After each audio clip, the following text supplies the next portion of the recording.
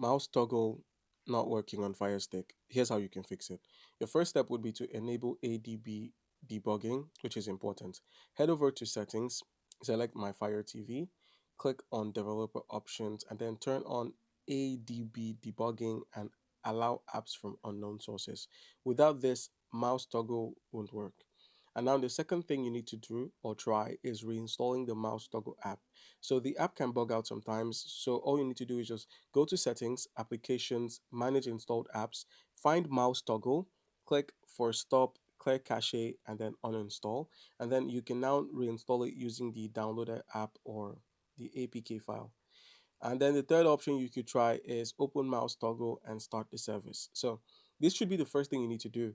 After installing the mouse toggle, launch it and then turn on enable mouse service. If it says service not started, then it's not going to work. That's where the ADB debugging comes in, and that should work. All right, and don't forget to actually activate the mouse by double pressing the play or pause button.